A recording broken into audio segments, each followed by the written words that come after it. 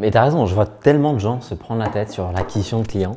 On doit booker en ce moment chez The Ecosystem entre 10 et 20 calls par jour qualifiés. Nos clients en cumulé doivent cumuler, je sais pas, des milliers, sinon des dizaines de milliers de calls qualifiés tous les mois dans le portfolio The Ecosystem. Et un truc que les gens ont encore du mal à comprendre, c'est que l'acquisition de clients, mec, c'est extrêmement simple, mais ça veut pas dire que c'est facile pour autant. Et donc nous, on a créé un système d'acquisition en 3 couches que je vais vous présenter aujourd'hui. Je suis pas fan des VSL et encore une fois, c'est pas parce que je dis que je n'aime pas une méthode ou qu'on ne fonctionne pas sur cette méthode qu'elle ne marche pas. Je connais plein de gens, ils font des millions, des dizaines de millions avec des VSL, d'autres qui font des millions exclusivement en cold traffic en ads. C'est juste que si j'avais un pari à prendre pour les 10 à 15 prochaines années pour mon industrie, je parierais pas sur les VSL, sur le cold traffic, sur le direct response marketing. Et le direct response marketing, j'en viens. J'ai commencé comme ça, j'ai commencé par du copywriting, je me suis formé chez Russell Brunson, je connais toutes ces choses-là, l'affiliation ClickBank, j'en ai fait. Et donc je sais exactement entre guillemets de quoi il s'agit et c'est pour ça que je ne parierai pas là-dessus à l'avenir. On est à l'ère de la confiance, on est à l'ère de la trust, on est à l'ère de la personal brand. Et plus que jamais, les gens ont besoin de choisir une méthode qui leur convient pour leur type de business model.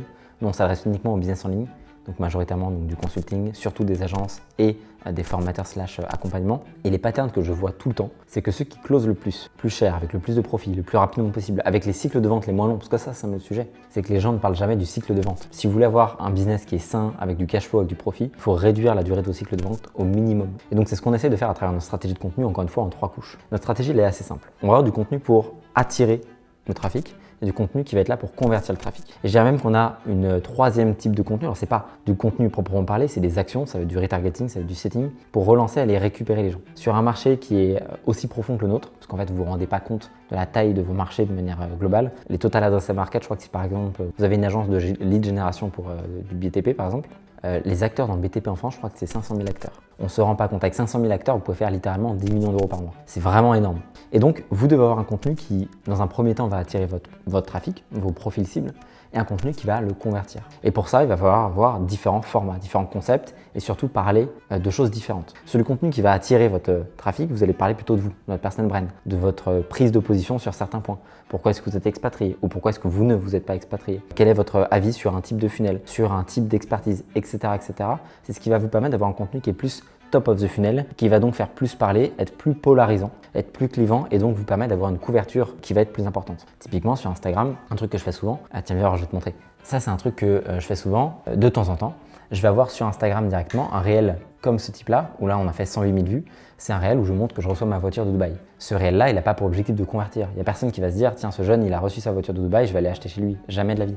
Par contre, ça m'offre une couverture qui est assez importante pour que de nouvelles personnes qui ne me connaissaient pas encore, qui ne connaissaient pas mon compte, puissent me découvrir à travers ce type de contenu. Ça, c'est un contenu qui est top of the funnel. Et à l'inverse, je vais avoir des formats qui vont être purement expertise, vous voyez, où il y a beaucoup moins de vues, parfois jusqu'à même 10 fois, 15 fois moins de vues, ou même ces nouveaux formats-là. Bon, là, ça marche mieux parce que c'est du coup des formats sur lesquels on innove et on fait des choses un petit peu différentes. Mais c'est des formats qui ont pour objectif de parler de mon expertise, de parler de contenu transformationnel de nos clients et qui vont donc avoir pour objectif de parler uniquement aux personnes que je peux aider. Donc les coachs, les consultants, les agences en ligne, les personnes qui font du service, etc. etc., etc. Et donc c'est vraiment important de comprendre ces 3 grands types de contenus parce que c'est ça qui va vous permettre de pouvoir créer une stratégie vraiment purement basée là-dessus. Et ensuite, vous allez avoir une stratégie qui va être une stratégie de récupération. La stratégie de récupération, fondamentalement, c'est quoi? C'est lorsque vous avez une personne qui est rentrée en contact une première fois avec votre contenu d'une manière ou d'une autre, que ce soit sur Instagram, que ce soit sur YouTube, que ce soit sur LinkedIn, il n'a pas forcément fait l'action de s'abonner ou il ne vous a pas forcément DM ou vous n'avez pas forcément récupéré ses coordonnées pour le recontacter après. Et donc, il va falloir faire du retargeting. Ça, on en a chez The Ecosystem. C'est pour ça que les gens pensent toujours que je suis anti-ads. C'est pas vrai. Je suis pour les ads, mais au bon endroit, de la bonne manière, avec les bonnes creatives ou les bons adsets. Et c'est ça qui va vous permettre d'avoir un sujet qui est beaucoup plus important. Donc, effectivement, avoir cette couche 3 de récupération, vous allez pouvoir faire du setting, du retargeting, c'est ça qui va vous permettre de pouvoir convertir une partie beaucoup plus importante de votre audience et ne laisser personne de côté. Si aujourd'hui je regarde les statistiques qu'on a en story en ce moment, je pourrais vous montrer les statistiques de story. Je vais aller directement sur mon compte Instagram, vous allez voir, hop, ici.